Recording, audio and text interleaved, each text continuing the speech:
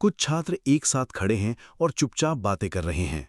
उनकी नज़र म्यू पर है, जो थोड़ी दूर खड़ी है।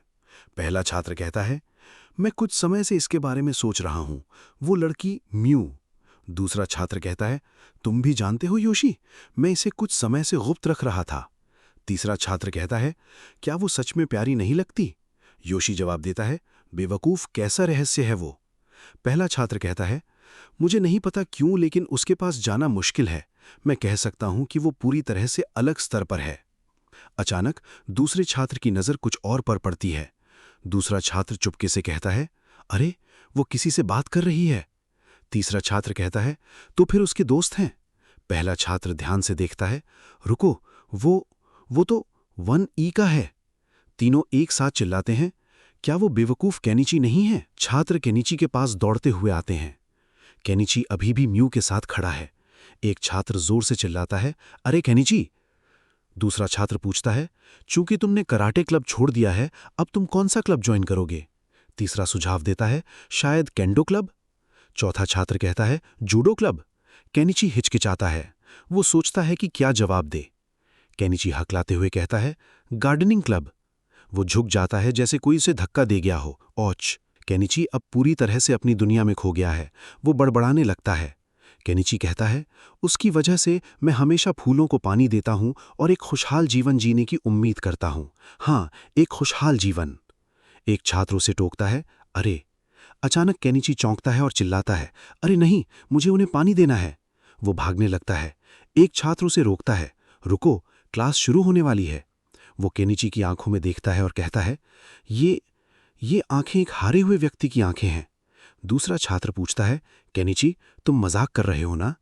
केनिची जवाब देता है, तुम ऐसा क्यों कर रहे हो? मैं तुम्हें बताता हूं क्यों। निजिमा अचानक वहां आता है और म्यू के सामने खड़ा हो जाता है। वो बड़ी विनम्रता से झुकता है। मिलकर खुशी हुई। मैं निजिमा हारुओ हूं, केनिची का करीबी दोस्त। केनिची हैरान होकर सोचता है, करीबी दोस्त? निजिमा म्यू से कहता है, चलिए हम भी दोस्त बन जाते हैं, फुरिंजी सान। म्यू पूछती है, केनिची का दोस्त? निजिमा मुस्कुराते हुए कहता है, आह, घंटी बज रही है। मैं अगली कक्षा में हूं, तो फिर शारीरिक शिक्षा के समय मिलते हैं। वो हाथ हिलाता है, फिर मिलेंगे। वो चला जाता है। म्यू उसे देखती रहती है। टीचर क्लास ले रहा है। ब्लैक बोर्ड पर हाइड्रोजन परमाणु जैसे चित्र बने हैं। टीचर कहता है, ठीक है, इस इलेक्ट्रॉन पर चार्ज। पीछे की बेंच पर एक लड़का बैठा है, चुकुबा साइजो। वो तीसरे वर्ष का छात्र है और कराटे क्लब का प्रमुख है। उसके लंबे बाल हैं, चेहरा गंभीर है।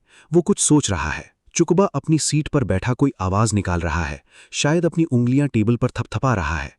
टीचर गुस्से से कहता है, क्लास के दौरान चुप रहो, चुकुबा। चुकुबा कुछ नहीं बोलता, आवाज जारी है।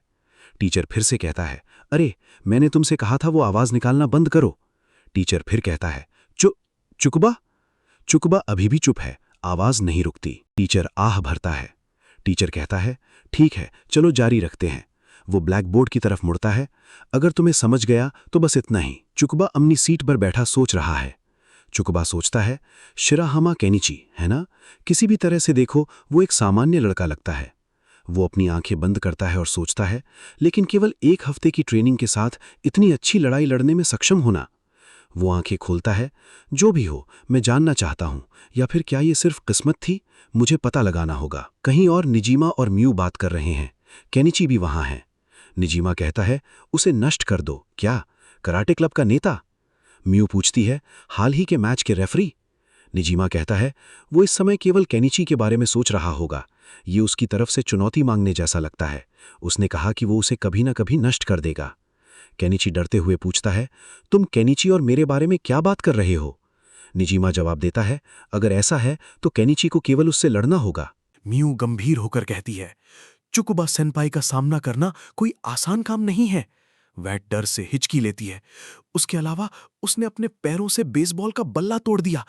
चुकुबा सेनपाई अपने नंगे हाथों से पत्थरों को कुचल देता है। हिचकी। केनिची डरते हुए कहता है, हाँ, क्या ऐसा है? फिर वह दृढ़ता से कहता है, चुकुबा सेनपाई का सामना मुझे ही करना होगा। निजिमा सोचता है, बिल्कुल जैसा मैंने सोचा था। वह निश्चित रूप से ब्लैक बेल्ट धारक होगा, निश्चित रूप से केनिची की वर्तमान क्षमताओं के साथ। निजिमा कहता है, उस बारे में भूल जाओ। निजिमा म्यू से निजी सवाल पूछता है। म्यू उसे पटक देती है। निजीमा अचानक अपना अंदाज बदलता है। वह चालाकी से मुस्कुराते हुए मियू के करीब आता है। निजीमा पूछता है, मैं तुम्हारे बारे में और जानना चाहता हूं। तुम्हारे BWH माप क्या है? क्या तुम्हारा कोई पसंदीदा व्यक्ति है? वह हाथ बढ़ाता है, लेकिन अगले ही पल मियू की रिफ्लेक्स सक्रिय हो जाती है। बिना सोचे वह निजीमा को पकड़कर जमीन पर पटक देती है। धम! मियू चिल्लाती है, क्या तुम ठीक हो? फिर वह समझती है, जब भी कोई पीछे से आता है ऐसा क्यों होता है? केनिची घबराकर कहता है, मियू। निजीमा वहां से भाग जाता है। अब केवल केनिची और मियू बचे हैं। मियू केनिची की तरफ मुड़ती है। उसकी आंखों में एक गंभीर चमक है।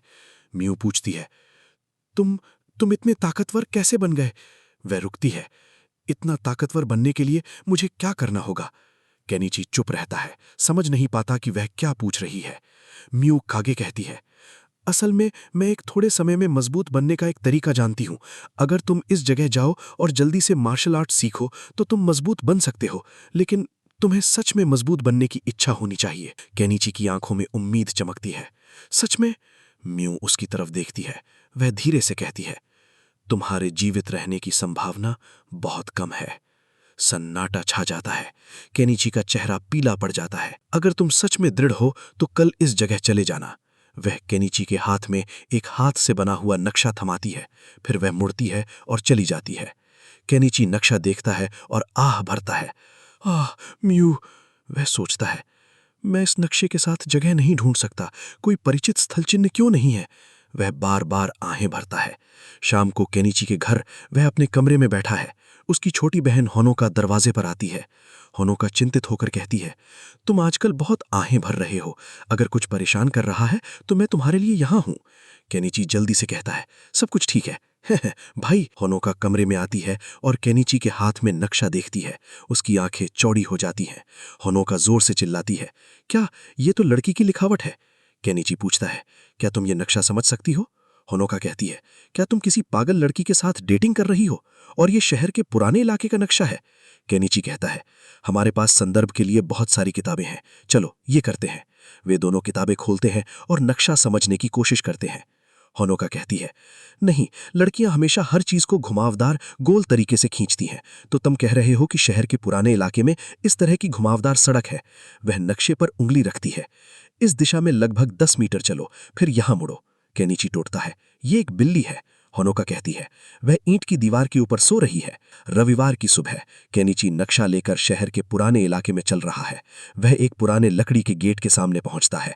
गेट पर लकड़ी का एक बोर्ड लगा हुआ है जिस पर लिखा है रियोजनबाग। केनिची खुद से पूछता है, क्या ये जगह हो सकती है?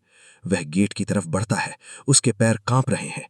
केनिची सोचता है, बहन, क्या ये सच में ये जगह है? केनिची गेट के सामने खड़ा है। वह अपने आप को हिम्मत देता है।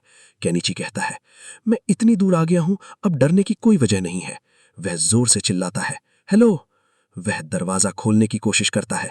लकड़ी का विशाल दरवाजा बहुत भारी है।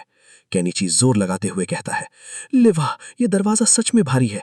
वह धक्का देता है, हट, धत तेरी।